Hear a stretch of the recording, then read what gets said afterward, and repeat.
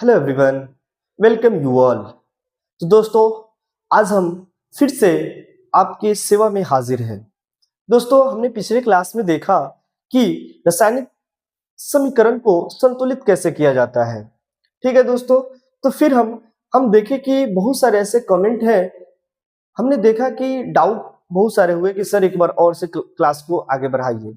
इसलिए हम ऐसा करते हैं कि फिर से रासायनिक समीकरण पे एक बार देख लेते हैं कि इक्वेशन को कैसे संतुलित किया जाए, और यहाँ पे थोड़ा सा लंबे लंबे इक्वेशन लेकर के हम चलेंगे। ठीक है दोस्तों, तो शुरू करने जा रहे हैं अपने सेशन को। आज का जो क्लासेस है, यह क्लास लेक्चर नंबर 7 है, और ये जो लेसन चल रहा है रासायनिक अभिक्रिया एवं समीकरण, केमिकल रिएक्शन एंड इक्वेशन। तो दोस्तों, आज हम बात करेंगे रासायनिक अभिक्रिया को संतुलित पे ही हम आएंगे। यहाँ पे देखें कैल्शियम ऑक्साइड है। ठीक है, कैल्शियम ऑक्साइड को जब हम कार्बन डाइऑक्साइड के साथ अभिक्रिया कराते हैं तो कैल्शियम कार्बोनेट का निर्माण करता है। अब ये हमारे पास इक्वेशन दिया गया है और इस इक्वेशन को हमें संतुलित करना है, और यहाँ से क्वेश्चन बिहार बोर्ड में पूछ ही लिए जाते हैं।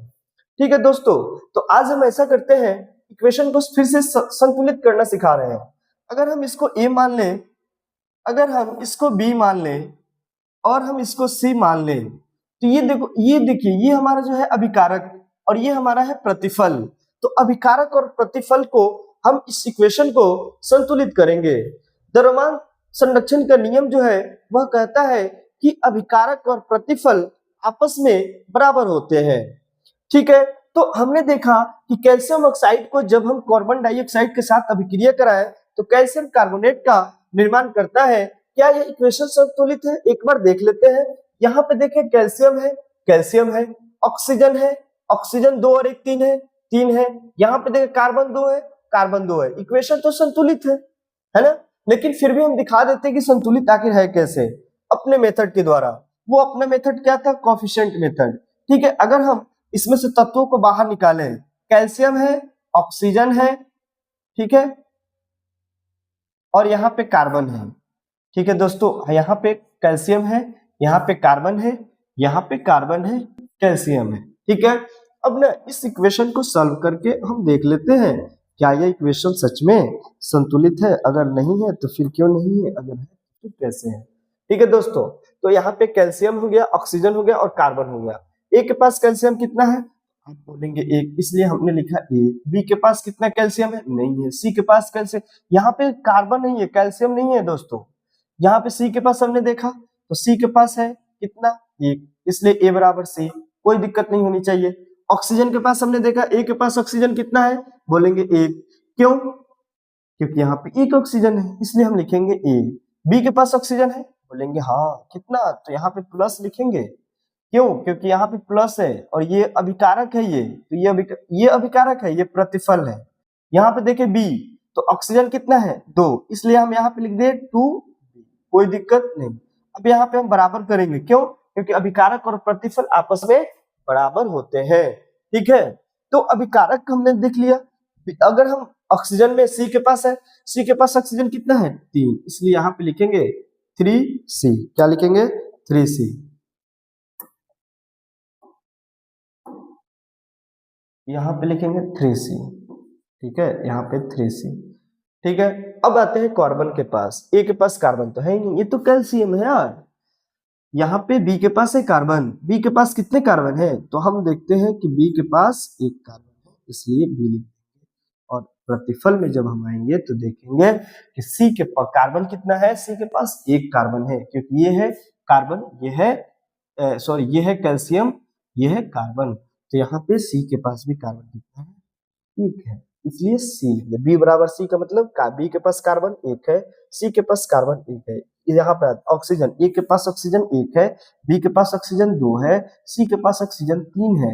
ए के पास कार्बन कैल्शियम कितना है? 1 है। सी के पास कैल्शियम कितना है? 1 है। ठीक है दोस्तों, अगर इतनी बातें समझ में आए तो आप एक बार लाइक कर दें।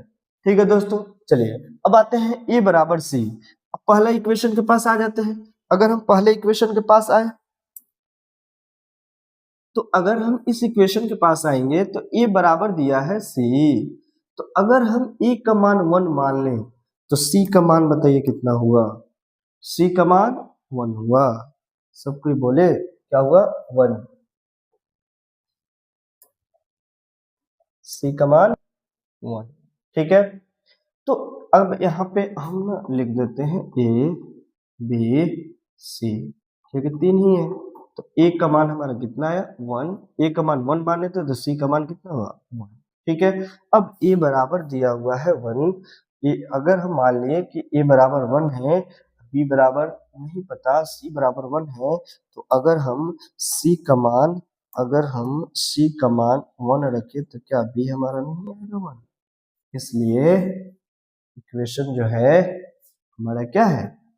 संतुलित। अब यहाँ पे 1 लिखे, यहाँ पे 1, यहाँ पे 1, यहाँ पे 1, क्या कोई मतलब है? कोई मतलब नहीं है। इसलिए यहाँ पे कोई मतलब ही नहीं है, तो फिर हमें यहाँ पे जाने की जरूरत ही नहीं। इसलिए इक्वेशन हमारा क्या हुआ? क्रिया संतुलित हुआ। क्या समझ में आया? अगर समझ में आया तो लिख दे यस। ठीक है दोस्तों, अगला स्लाइड पे देखिए, यहाँ पे है बेरियम क्लोराइड को जब हम H2SO4 के साथ अम्ल, यानी जब हम H2SO4 के साथ अभिक्रिया कराए, हमने देखा कि बेरियम सल्फेट प्लस HCl का निर्माण किया। तो हम इस इक्वेशन को सॉल्व करेंगे। मेथड हमारा वही रहेगा, A, इसको हम मानेंगे B, इसको हम मानेंगे C और इसको हम मानेंगे D। अब इक्वेशन को हम संतुलित करेंगे, तो ए बी सी और डी का अगर हम वैल्यू निकाल लें, इक्वेशन हमारा क्या हो जाएगा? संतुलित हो जाएगा। तो अब यहाँ पे अब हम क्या करेंगे? तत्वों को बाहर निकालेंगे। क्या करेंगे? तत्वों को बाहर निकालेंगे। तो तत्व हमारे पास क्या क्या है? बेरियम है, क्लोरीन है, हाइड्रोजन है, सल्फर है, ऑक्सीजन है। अब समझ में आ रहा है ना कौन कौन से तत्व है? तो हम क्या करेंगे? थोड़ा सा फास्ट कर देते हैं। ऐसा करते हैं, फास्ट कर देते हैं। बेरियम के पास यहाँ पे हम देखते हैं, क्या देखते हैं? ए के पास कितना है? 1 है, इसलिए ए लिख देंगे। बी के पास है नहीं, सी के पास कितना है? 1, इसलिए ए बराबर सी कर देंगे। क्लोरीन के पास जब आए, ए के पास है 2a, बी के पास नहीं है, सी के पास नहीं है, डी के पास है 2a बराबर डी। अगर हम हाइड्रोजन के पास आएंगे तो ए के पास नहीं है, हाइड्रोजन बी के पास कितना है? 2, इसलिए 2b लिख दिए, कोई दिक्कत नहीं होनी चाहिए। सी के पास क्या हाइड्रोजन है? तो आप बोलेंगे नहीं है, इसलिए टू बी बराबर डी हो जाएगा, कोई दिक्कत नहीं होनी चाहिए। ठीक है, सल्फर के पास आते हैं, ए के पास नहीं है, बी के पास है, कितना है? 1 है, इसलिए यहाँ पे बी लिखेंगे। ठीक है, बराबर कर देंगे। सी के पास है कितना है? 1, इसलिए 2b बराबर सी। अब यहाँ पे ऑक्सीजन के पास आते हैं, ए के पास ऑक्सीजन नहीं है, बी के पास ऑक्सीजन है, कितना ऑक्सीजन है? तो यहाँ पे 4b। ठीक है, क्योंकि 4 ऑक्सीजन है, और सी के पास भी ऑक्सीजन कितना है? तो 4c। ठीक है, कोई दिक्कत नहीं। अब हम एबीसीडी का वैल्यू निकालेंगे। यदि अगर हम इस इक्वेशन की बात करें, अगर हम इस इक्वेशन की बात करेंगे तो ए का मान अगर हम 1 मान लें तो सी हमारा क्या हुआ? 1। ए का वैल्यू अगर हम 1 निकाल दें, ठीक है, अगर ए का वैल्यू अगर हम 1 लिखे तो सी हमारा कितना हुआ? 1। अब हम यहाँ पे निकालेंगे, बी बराबर दिया हुआ है ऐसे ही, यानी बी बराबर सी। तो अब ना आपको पता होना चाहिए कि सी का वैल्यू तो हम निकाल लिए 1, तो बी बराबर भी क्या हुआ? 1। तो यानी ए सी का वैल्यू 1 है तो बी का मान भी 1। अब ना डी पे आते हैं। अब देखें यहाँ पे 2a बराबर डी दिया हुआ, अगर हम इस इक्वेशन में आ जाए, इस इक्वेशन को अगर हम सॉल्व कर लें तो हमारी इक्वेशन संतुलित हो जाएगा। यहाँ पे देखिए 2a बराबर डी, तो a का मान हमारे पास कितना है? अगर हम a का मान देखें तो a का मान 1 है, इसलिए यहाँ पे हम लिख देंगे 1। ठीक है, यहाँ पे हम क्या लिख देंगे? 1। ठीक है,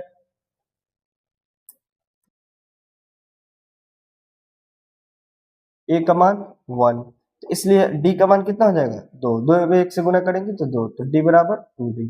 ठीक है, तो यहाँ पे d का मान 2। अब इक्वेशन को क्या संतुलित है या नहीं इसको देख लेते हैं। a का मान 1, b का मान 1, c का मान 1, d का मान कितना है? 2। तो अब इक्वेशन को देख लेते हैं। यहाँ पे देखिए बेरियम 1, यहाँ पे 1, इक्वेशन संतुलित। क्लोरीन 2, क्लोरीन 2, यहाँ पे देखिए क्लोरीन 2 है ना, यहाँ पे हाइड्रोजन देखिए 2, हाइड्रोजन यहाँ पे 2। ठीक है, यहाँ पे देखिए सल्फर 1, सल्फर 1, ऑक्सीजन 4। इक्वेशन क्या हुआ? संतुलित हुआ। तो दोस्तों समझ में आ रहा है?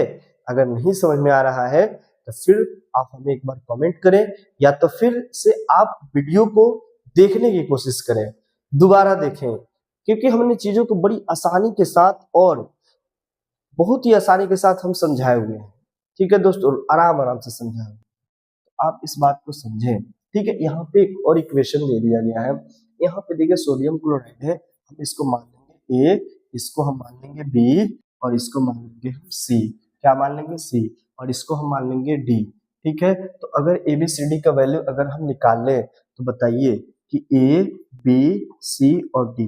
तो चीजों को ध्यान रखें, जब हम रासायनिक अभिक्रिया और समीकरण को जब हम पढ़ेंगे तो हम वहां पे इक्वेशन को संतुलित नहीं करेंगे, खुद से करवाएंगे।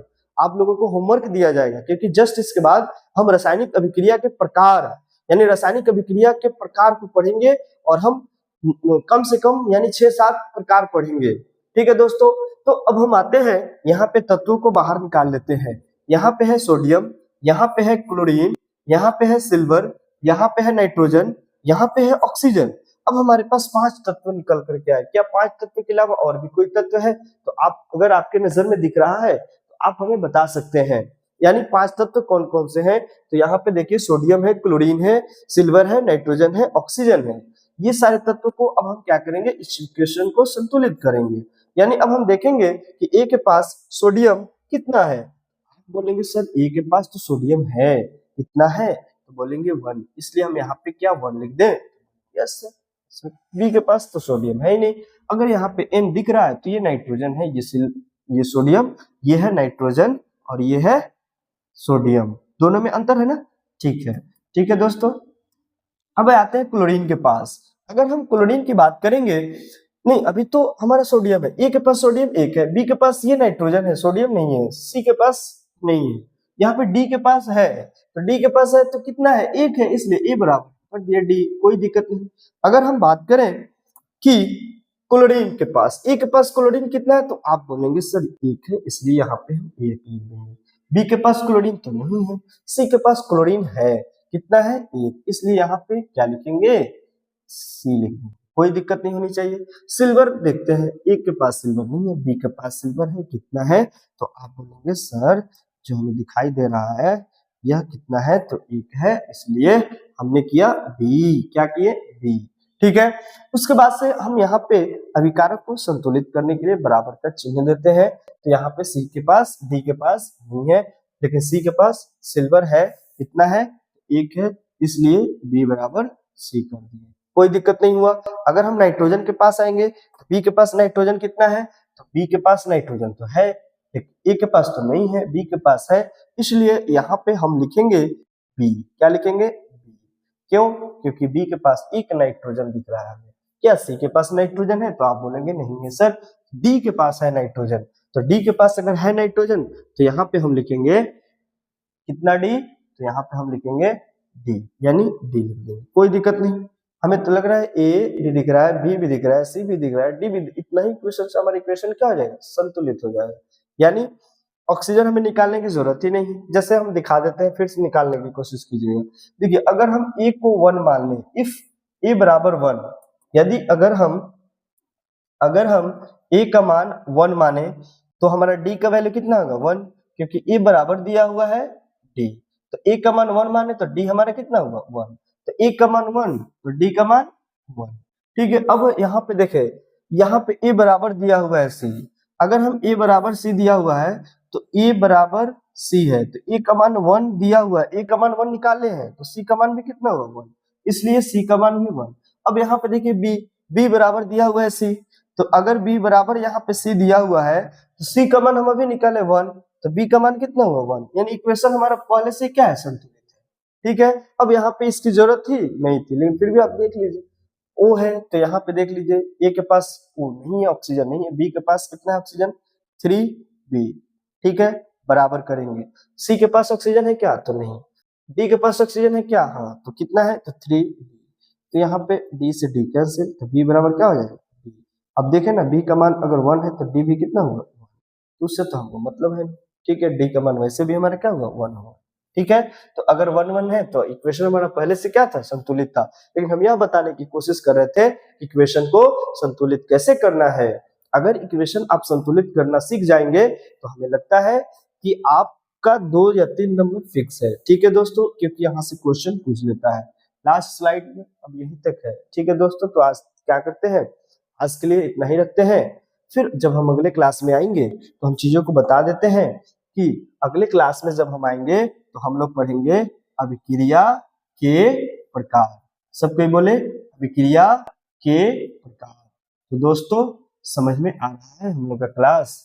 अब ना एक बार अगर हम पीछे के चीजों को याद दिला दें तो हम लोगों ने पढ़ा रासायनिक अभिक्रिया, पहला टॉपिक।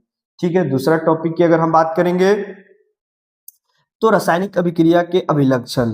ठीक है, तीसरे टॉपिक की बात करेंगे तो संकेतक। चौथे टॉपिक की अगर हम बात करेंगे तो उत्पाद और प्रतिफल के बारे में हम लोगों ने देखा था कि रासायनिक अभिकारक किसे कहते हैं और प्रतिफल किसे कहते हैं। चार टॉपिक। पांचवा टॉपिक हमने देखा रासायनिक अभिक्रिया और इसको संतुलित कैसे किया जाता है।